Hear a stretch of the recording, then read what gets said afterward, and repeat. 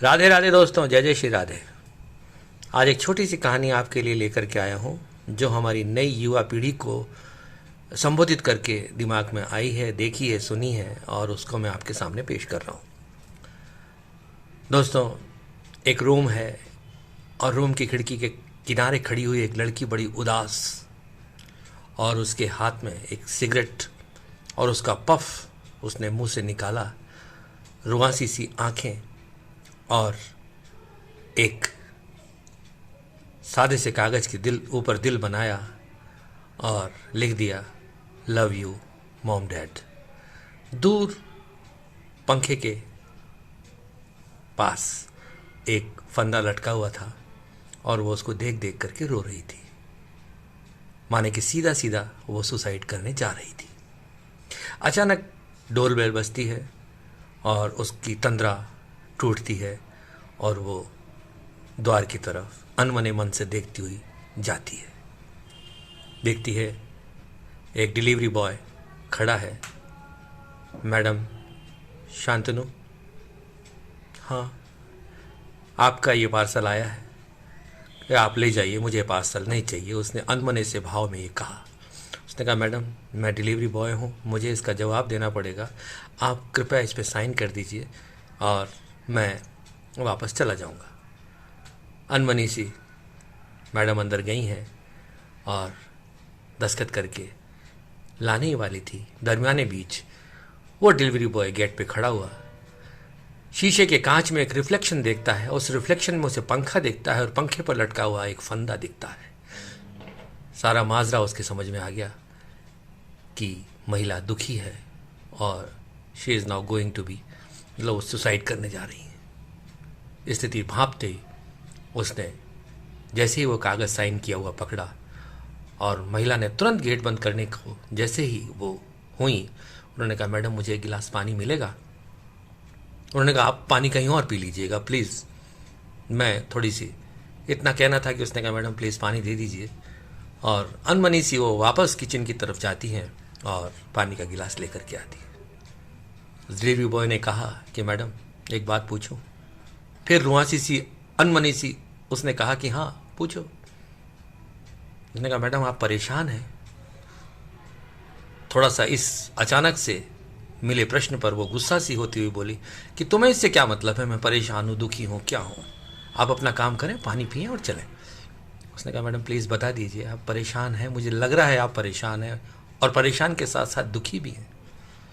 उसने कहा, भैया मुझे आपसे कहना यही है कि मैं चाहे दुखी हूँ चाहे परेशान हूँ, आपसे इससे मतलब। उसने कहा, मैडम मैं ग्लास में वो रिफ्लेक्शन देख रहा हूँ और आप कुछ ही क्षणों बाद सुसाइड करने जा रही हैं, लिहाजा आप मरने से पहले अपना दुख मुझे बांट दीजिए, बता दीजिए। ऐसा कहते हैं कि दुख बांटने से हल्का होता है, खुशी बांटने से दुगनी होती है। मैडम कुछ पल के लिए रुकी और वो न चाहते हुए भी बताने लगी कि भैया मैं ईएमआई के चक्कर में फंस गई हूँ। ईएमआई? हाँ, मैंने स्टडी के लिए पहले कुछ लोन लिया था, उसके बाद जब मैं सर्विस में आई तो मैंने कुछ और लोन लिए, उसके बाद मैंने कुछ और आवश्यकताओं को पूरा करने के लिए लोन लिए और अब मैं उन लोन का भुगतान नहीं कर पा रही हूँ और ईएमआई इतनी भारी हो चुकी हैं कि मैं क्या करूँ। लड़का कहता है, क्या मैडम आपकी जॉब नहीं है? नहीं भैया, जॉब थी मेरी, लेकिन मुझे कंपनी ने अभी 3 महीने पहले निकाल दिया है, रिसेशन के कारण, मंदी के कारण। उनके पास जॉब नहीं है और वो कारखाने से लोगों को रिट्रेंच कर रहे हैं, निकाल रहे हैं। मैडम आप कहीं और ट्राई कर लेते। मैडम तनिक गुस्सा होती हुई बोली कि भैया तुम्हें इससे क्या मतलब? नहीं, मेरा एक कहने का मतलब ये था मैडम, कहीं और ट्राई कर लेती, आप सुसाइड कर रही हैं। और क्या आपने ये बात अपने पापा को बताई? उसने कहा, ये बात मैं अपने पिताजी से बिल्कुल नहीं कह सकती, वो बूढ़े हो चुके हैं, रिटायर हो चुके हैं, उनके जीवन की मैं आखिरी किरण थी क्योंकि वो मेरी शादी के लिए पैसा इकट्ठा कर रहे हैं। लड़का कुछ देर तक सोचता हुआ बोला, मैडम एक बात कहूँ, आप एक बार अपने पिता से कह करके देखिए। उसने कहा भैया मैं नहीं कह सकती उनको, वो रिटायर्ड हैं, मेरी शादी की उन्हें फिक्र है, वो पैसा एक एक करके जोड़ रहे हैं और इसके अलावा उन्होंने बहुत जिम्मेदारियां हम लोगों के लिए निभाई हैं, उठाई हैं। लड़का फिर बोलता है डिलीवरी बॉय कि मैडम प्लीज़ एक बार मैं आपसे निवेदन कर रहा हूं कि यदि आप सुसाइड कर रही हैं तो क्या उन्हें खुशी होगी? क्या वो आपकी शादी के लिए इकट्ठे हुए जो पैसा कर रहे हैं आपके सुसाइड पर होने के बाद वो पैसा बचा करके खुश होंगे? आप मेरे कहने से एक बार अपने पापा को फोन कर लें। लड़की थोड़ा सा कन्विंस हुई और अंदर जाकर के फोन हाथ में लिया है। कांपते हुए हाथों से उसने फोन पर अपने पापा को डायल किया है। दूसरी तरफ से आवाज आती है, बेटा बोलो क्या हाल है? पापा पापा पापा कहते कहते बच्ची जोर से रोई है। अरे क्या क्या बात हो गई बेटा, क्या बात हो गई, किस बात की परेशानी है तुम्हें? मैंने कहा पापा मेरे साथ ये दिक्कत हो गई है, मेरी इतनी ईएमआईज आ रही हैं कि मैं उनका भुगतान भी नहीं कर पा रही हूँ और नौकरी से भी मुझे अभी कुछ ही दिनों पहले निकाल दिया गया है। पापा ने दिलासा देते हुए कहा बेटा इसमें घबराने की क्या बात है, व्हाट्स द प्रॉब्लम? तुमने ये बात मुझे इतने दिन पहले क्यों नहीं की? अकेले इस झंझट से उलझती रही, अकेले इन समस्याओं से उलझती रही। अभी तुम्हारा बाप जिंदा है, तुम्हें ये बात कहनी चाहिए थी, मुझे बहुत पहले कहनी चाहिए थी।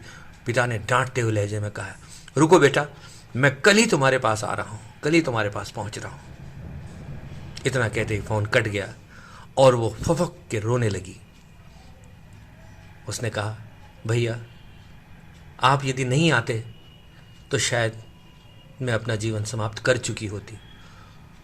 उसने कहा यह स्थिति आपके साथ नहीं, आजकल की युवा पीढ़ी के साथ सामान्य सी है और हम लोग न जाने क्या सोचते हैं कि हम बहुत कुछ हैं, हम इतने बड़े हो गए हैं कि हम ये अपनी प्रॉब्लम अपने माँ बाप को शेयर नहीं करना चाहते और हम उनको अपनी हर बात छुपाते हैं, अच्छी बुरी हर बात उनसे छुपाते हैं, जबकि हमें अपनी हर बात उनको शेयर करनी चाहिए।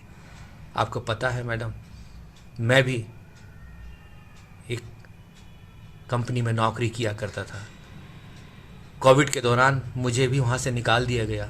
मेरे पास भी लोन्स का, ऋणों का भंडार था और ईएमआईज का चक्कर ऐसा मेरे पर भी पड़ा, एक ऐसा फंदा मेरे पर पड़ा कि मुझे न चाह करके भी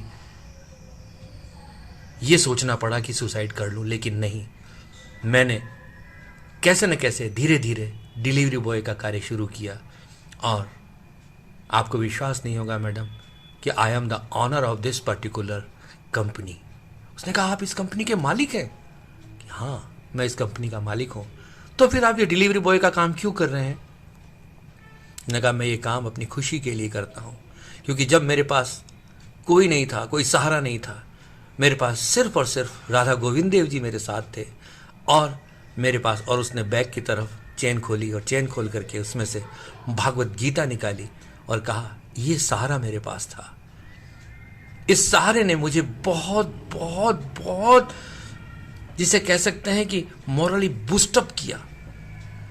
भागवत गीता के अध्ययन ने मुझे अपने जीवन को दिशा, मैंने पाया कि मेरे जीवन को दिशा मिल रही है और आज इस कंपनी का मैं मालिक राधा रानी की कृपा से बन बैठा।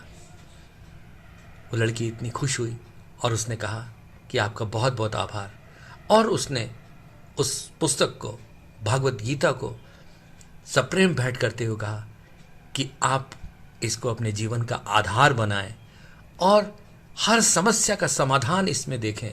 दोस्तों ये बात बिल्कुल सच है, सत्य है, सिद्ध है।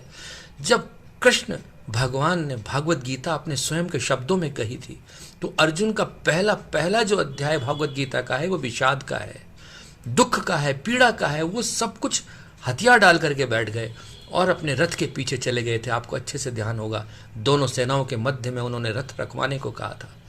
गोविंद ने वहां उनको संभाला है।